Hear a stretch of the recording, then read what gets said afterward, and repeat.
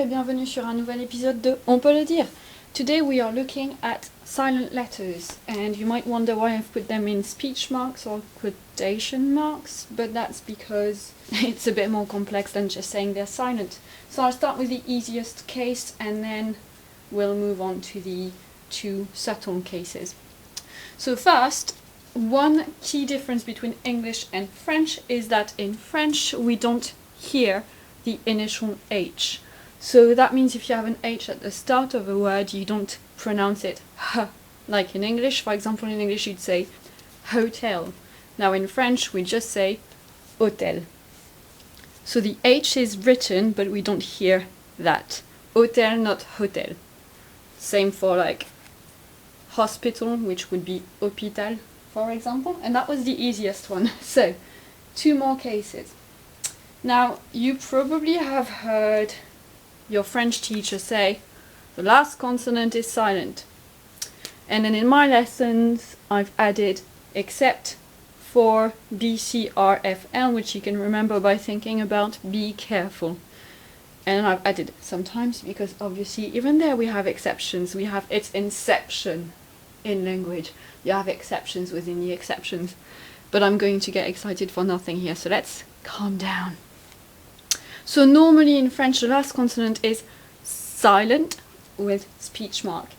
Sometimes it's properly just silent and it's a homage to Latin. Sometimes it's more complicated. So if we look at examples of where you don't pronounce the last consonant. So one example would be your sequencer d'abord.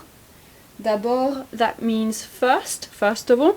Now D is your last consonant and it is not heard. The last sound we hear is your R sound, d'abord. Another example for this rule would be trop, intensifier. Trop, which means too much or too many. We don't hear the P, we hear the O as a final sound. Trop. Another example, which you've probably met before, is the preposition dans, which means in, dans. So we don't hear the final S. The last sound we hear is made of an, which creates the nasal en, dans, in. If you pronounce the final S, you would be pronouncing it danse. Then you would be saying dance. So it's like you're ordering people to dance instead of saying in, which is weird.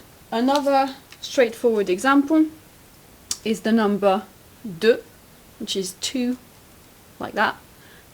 Deux, we have an X at the end, but we don't hear it. The last sound we hear is the EU, E sound. Deux. Now, the last example I'm going to put is slightly more complex than what you might have thought. ET. In this case, the final T is technically not silent. It actually works together with E to create an A sound.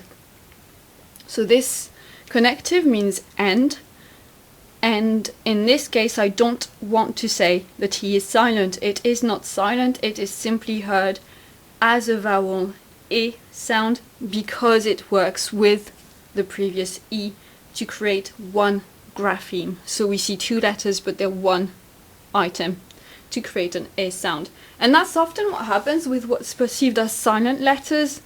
According to French phonic rules, they are not really silent, they just work with the previous ones in a way that English doesn't. So that was for the nice words that follow that rule. Don't say the last consonant out loud, except the few counter examples. I've skipped the B because there isn't really a very common French word with B at the end that I could think of. We skip to C. Very useful connective. Donc. Donc. It's French for so. And just like in English you use so as a filler quite a lot, we do the same in French. You can use donc as a filler. It is a very common tick of language, we call them in French. Another one with R would be your car. Car as a conjunction means because. It's a bit posher than parce que. Car. And as a noun it would mean a coach. Car. Now for R you need to be doubly careful because like we saw in the previous video I think on the A sound, if you have an ER ending for a verb then you're not going to hear the R sound, you're going to hear A. So, but in here we're fine because we have AR, so that's car. Car, because. And last one, Again, I've skipped F because I don't really think there are many relevant words for us. So L is the last one. Cils. Cils. Mind you, that's not very common either. But cils is an eyelash, and you do need to pronounce the final L. Obviously, the key exception to this one would be the adjective gentil, but gentil means nice or kind, not gentle, it's a false friend. So gentil is a doubly mean word. It is a false friend in meaning, it looks like gentle and it doesn't mean gentle, it means kind. And also it ends with an L, which theoretically you should pronounce, except with gentil you don't pronounce it. So funnily enough, the kind word is not very kind for learners. But there you go. So that was the meatiest bit, I think, for this video. Last consonants are often seen or heard as silent by English speakers, except for B, C, R, F, L, because be careful sometimes. And sometimes don't be careful, apparently.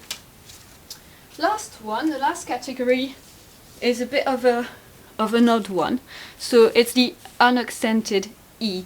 I like to call this letter a helper because basically you will need to pronounce it if it helps and don't pronounce it if it doesn't. So it's a pretty nice little letter. So for example, typically you'd see an E without an accent at the end of a noun or a word, any word, and you won't hear it. For example, mairie, a town hall, we hear the I, but we don't hear the E, okay? So here it's often a sign of feminine gender, but sometimes it won't be. It's just there.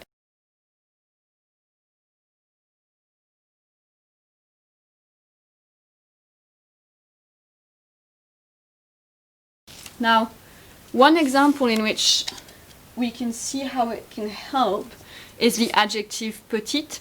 So you can have the masculine form petit, in which case final T, you don't hear it, petit.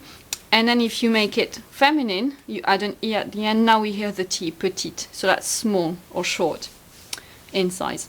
Petit, petite. Now, if you just say, for example, petite maison, you can hear that if I say petite maison, little house or small house, this E is pronounced, but this one isn't. It's because going from the P sound to the T sound without an articulating vowel is a little bit tricky. So E helps me slide from this consonant to that consonant. Petit is easier than petit. If you say petit, you'll probably end up saying T. So the P is going to vanish, which is fine in spoken French. But if you want to articulate slowly, you're going to have petit. However, for the end, petite maison, it's quite easy to go from T to maison without having a vowel in the middle. So petite maison is a little bit petite maison requires less effort. And hopefully by now, you're starting to get the gist that most of the French pronunciation rules come from an evolution which is all about we want to work less hard at speaking. So this is one example of that. Petite maison, we keep the initial E to make it easier to say petit, but we drop the last one because we don't need to make it easier. Petite maison is just fine. Okay? So that's what I mean when I say the unaccented E is a helper. Obviously the unaccented E, if it works with other contexts, like we saw in the previous video, you're going to have an A sound or an S sound. But if it's just on its own like this, then you base it on context. Is it easier to say it with the E sound or without the E sound? And you go with the easier option. And that's it. So that was it for our silent letters. H at the beginning of a word. We don't hear it in French. We don't tend to hear the last consonant of words, except B, C, R, F, L. And again, except R at the end of a verb, then we don't hear it either, we hear E. And finally, E without an accent. If it is not going to be an E or E sound, you need to look at context and decide which way would be easier to say. Pronouncing the E, say it. If it's easier to not pronounce it, drop it. It's easy going, okay? And that's it for today. So I think next video will be starting to look at syllables. How do we count syllables in French? And from that we'll go into more consideration of phrase and sentence level pronunciation as opposed to individual sounds, because I think we've done probably most of what you needed for individual sounds. So that's exciting. I shall see you in another video. Don't hesitate to ask me questions in the comments below. Like if you like this, subscribe if you haven't already done so, and take care of yourself. Bye!